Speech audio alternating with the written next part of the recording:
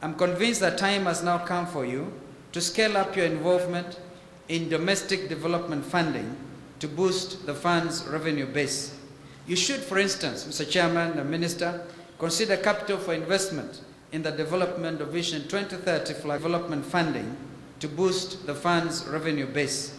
You should, for instance, Mr. Chairman and Minister, consider capital for investment in the development of Vision 2030 flagship projects such as the light commuter rail network, expansion of our transport infrastructure, and other social welfare projects as an alternative and a cheaper and readily available option to externally sourced funding.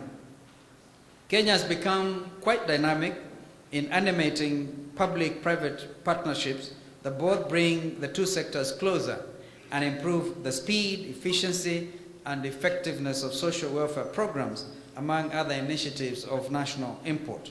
To this end, I'm pleased to note that the composition of the NSSF board brings the best from the public as well as the private sectors and workers' unions to a common table. Of course, I'm taking the risk of making this suggestion without the presence of Brother Francis Atwoli, who always has his own way of putting it.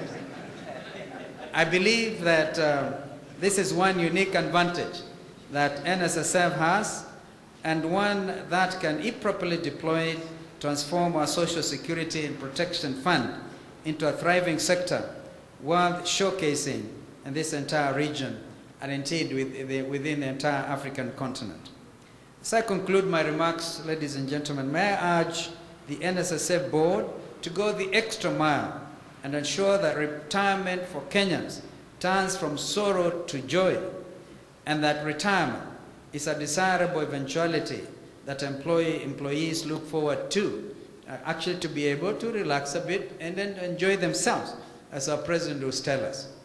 Now, looking at this particular facility, I'm sure that the legal fraternity will be amongst some of your good paying customers, because just the other day, the president was able to inaugurate the brand new, or is it new look, High Court building. In fact, for a moment, I thought myself that was going to be the Supreme Court. But I'm told the Supreme Court will probably continue where the present High Court buildings are. But you can see the city is moving to Upper Hill.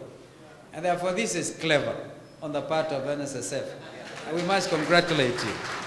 And I think that you should be able then to make enough money to be able to go up. I know that NSSF has also made some interesting investments in the past. I know that, for instance, you're the majority shareholders within, is it the National Bank? National Bank and others. Be able to, Chairman, be forthright, because clearly it has not been satisfactory with NSSF over the years. And we are all looking, all of us are looking to ensure that we grow this fund. And I'm happy that Chairman Adan is even looking beyond. You talk about investment of fund managers who are going to be able to grow the fortunes of the Kenyan workers. I now want to declare this parking silo officially open, and I thank you, and may God bless all of you and bless the Kenyan workers. You know, the world is in serious competition. A lot of you, the flower farmers you are referring to, Minister Monyes, are translocating to Ethiopia, and others to Arusha, those sides of Tanzania. And we could even lose our comparative advantage. Whereas on the one hand, we do not want to make the Kenyan worker suffer. I think it's also important to balance it in a way that this country, because if we have a lot more in terms of investment coming into this economy, then you see NSSF will be the beneficiary and others, and this economy will grow. We cannot realize Vision 2030 if we are seen to be uncertain about where we are going. As a nation, we need to hold together, even at moments of great national trials, like what this country is going through right now. When you have leaders being summoned to the Hague, and then you get the usual Synovate opinion polling. They are so exact about their timing. It makes everybody very suspicious. You know, because honestly, do we live in the same country? Kenyans, I think, should be able now, even when it comes to opinion polling, we now need to legislate on this matter of opinion polling. Please, we are giving you some red card opinion posters. If you don't know, in my honest opinion,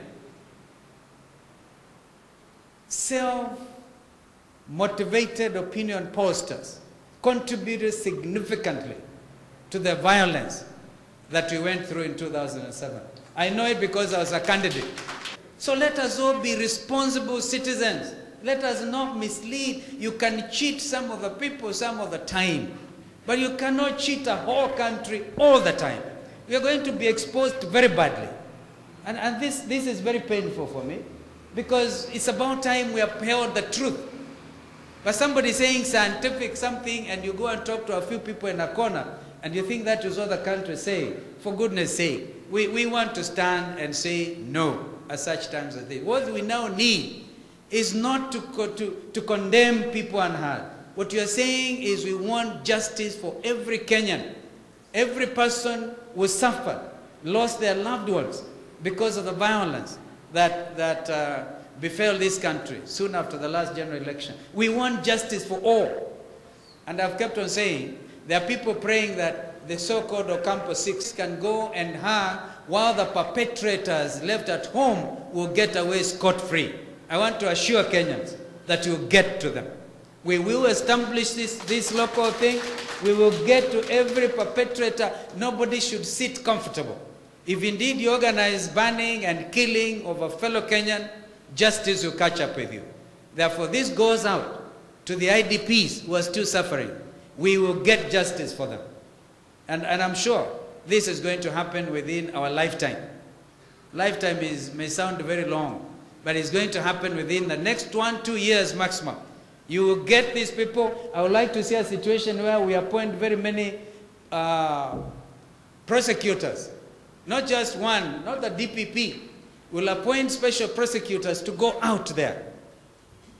And evidence is overwhelming, so that perchance we can bring national healing and national reconciliation. We can't get away by glossing over these issues and pleasing ourselves that we are getting rid of some of us, and therefore we can sit pretty. I don't think that is the way to go. So let us all work for justice, because justice is what we sing about in our national anthem. Justice be our shield and our defender. And as we get defended, we are going to build more silos. Congratulations again, NSSF.